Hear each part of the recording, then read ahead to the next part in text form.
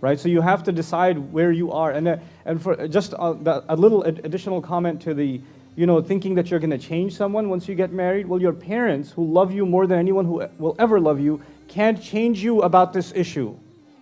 Because you want to marry someone and you're not listening to them, and you're not listening to the fact that you're 16 years old, or that you don't have a job, and any of it. You don't want to hear any of it, and you say they're not perfect, but I can change them. Well, the ones who love you so much and raised you up, they can't change you. How are you going to change anybody else that you don't even know? It doesn't even make any sense. And a lot of times what happens, one of the other issues I've seen here, is that sometimes when you marry someone with the intention that they will complete me, or that they will make me better and all that, we tend to put our self-worth in their hands. Right? We tend to tell ourselves that if my spouse, they're the ones who are going to make me feel better about myself, and they're the ones who are going to make me whole. And we forget that our self-worth is truly defined, at least according to Islam, our self-worth is defined by our relationship with Allah subhanahu wa ta'ala.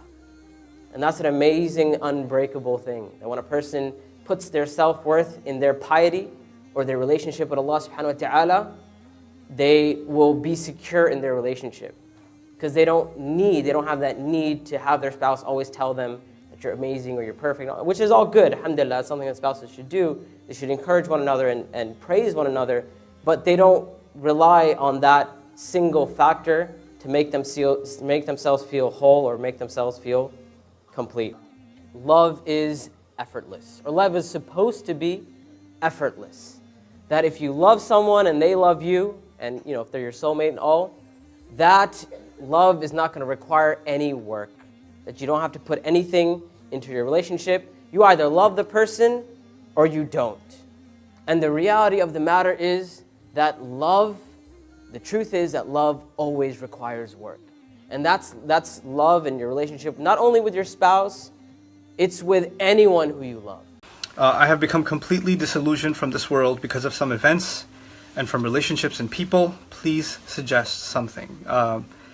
Very often people hurt us, and when they do, we tend to develop a very gloomy outlook on life altogether. We have to learn to let go of expectations from people. And really, at the end of the day, you can only control your own behavior. You can't control anybody else. And so when people have disappointed you and have hurt you and relationships have gone bad, then it's really, really important for you to take a step back and really find what gives you peace, rediscover your connection with Allah, but at the same time also take care of your own mental, emotional, and physical health. Eat right, do exercise, do things that make you feel good, and also engage in prayer and recitation of Quran, things like that. And don't overwhelm yourself. Don't dwell on thinking about what people have done to you, because that'll eat away at you and you're just going to be miserable.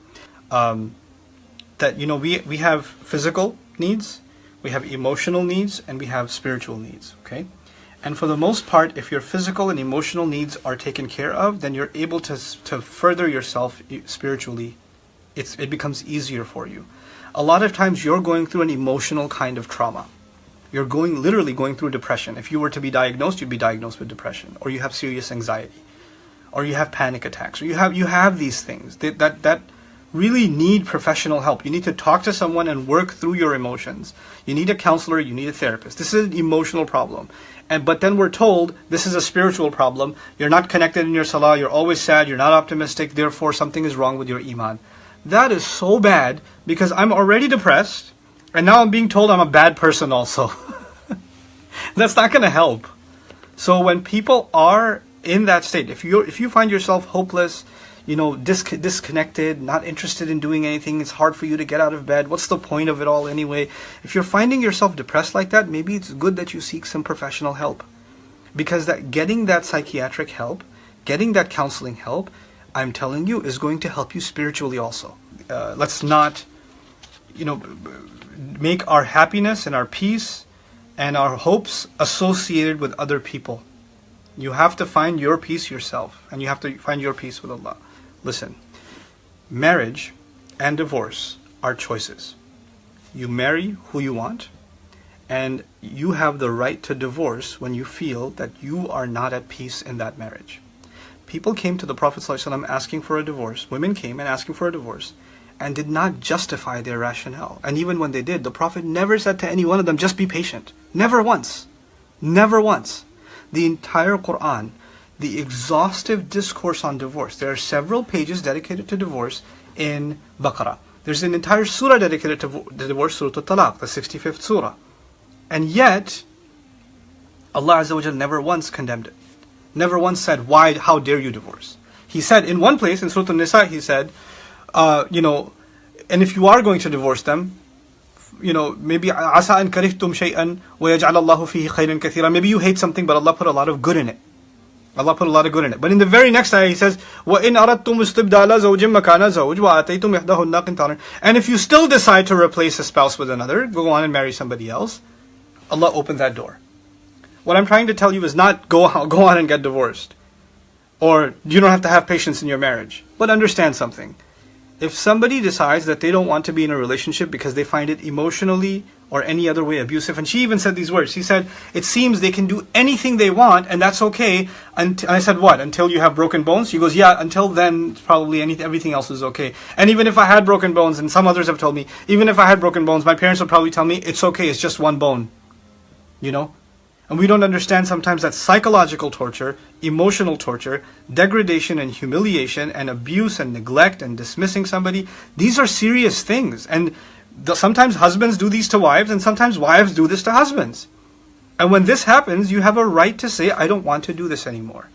Let's go seek help. And if you don't want to get help, if you don't want to make changes, then I don't want to be in this abusive relationship anymore. It's okay to draw that line. You're not un-Islamic for wanting to get out of an abusive relationship. You're not. You did not do anything wrong. If you want to get out, that's your call. And you're not a better Muslim or a worse Muslim because you want to get out of an abusive relationship. You should seek therapy. You should seek help. You should do everything you can to save a relationship. But if a relationship has become a one-way street, then no. Then no. Then you're not compelled by Islam to stay. You are not. That is not, I've been trying to understand this religion for the last 20 years. I've been trying to study this book and understand it. I cannot find any justification that people should remain miserable for the sake of Allah. Nope. That is just not the case. So, and by the way, to the parents who say this to their daughters, how dare you? How dare you pass down abuse? We were abused, so it's okay for you to be? This is the mercy you show your kids? We're supposed to never, I can't imagine if my daughter came to me and said that, for me to say to her, it's okay, yeah, I went through that, so it's okay, you can handle it. I couldn't stand it. I can't stand sometimes how people in many of our cultures, Indian, Pakistani culture, I don't know enough about Arab culture to be able to say, in our cultures, to be able to show our face to the community is more important. That's more important. And to show mercy to our children is less important. That to me is disgusting. That to me is disgusting. So may Allah Azza wa Jal, and yes, it does take great strength and great power, but also understand that nobody should be guilting you religiously that you're doing something religiously wrong when you want to get out of abuse, when you want to get out of a miserable situation. If you're unhappy, if you're not satisfied, if you're not being taken care of, if you're falling into, you're getting these evil thoughts in your head because of this abusive relationship, if you have resentment towards your spouse for years and years, why are you in it? The purpose of marriage is لِتَسْكُنُوا إِلَيْهَا, so you can find comfort and peace in them. If the peace isn't there, what are you doing there? And then here's the last one. People give you the crazy example, be like Nuh alayhi salam. He was with his wife for 950 years. If you give that example, then you're saying that this guy's wife is Nuh alayhi salam's wife. That's not the best example to give. And the best examples are those of our Prophet ﷺ and how he taught this ummah how to deal with this subject. There are some things in Islam that are your choice. They are your decision. Allah is not putting that on you, do it this way or do it that way. If that was, then Allah would have put in His book, it's wrong for you to get divorced, or it's wrong for you to, or these are the reasons you should stay, and these are the reasons you should go. This is Allah's guidance until the end of time. And marriage is the most important institution, and yet Allah gave us free reign in this area, and He gave us the room to make those decisions ourselves. May Allah protect our families, may Allah protect our marriages, may Allah give us the courage and the humility to seek help to protect or to preserve when a marriage is falling apart, and may Allah Azza wa Jal also make us able to get away from abusive relationships. One of the things that a lot of people are suffering from in our times, men and women, is low self-esteem.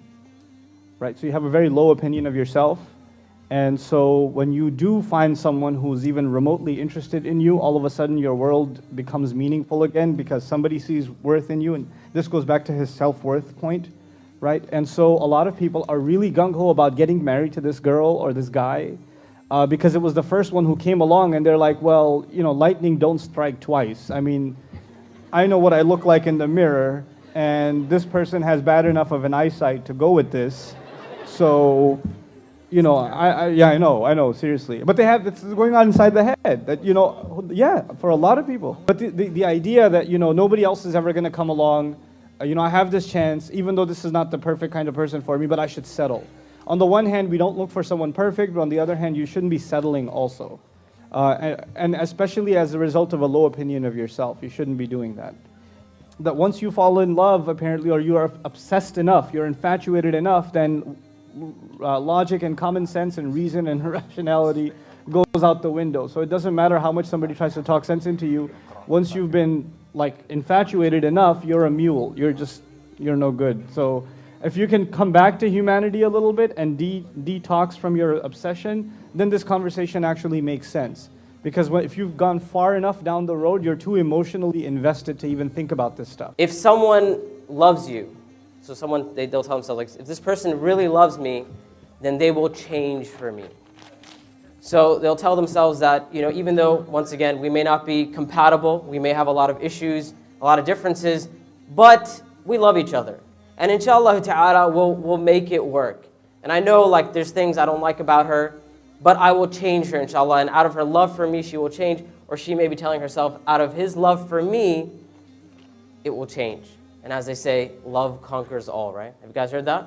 Love conquers. So they say, you know what? We'll get through all of this because of our love. And subhanAllah, this is once again one of the main issues that I've seen, is that when people get over that infatuation stage, they realize that it's very, very hard to change someone else. And it's really that person who has to want to change themselves.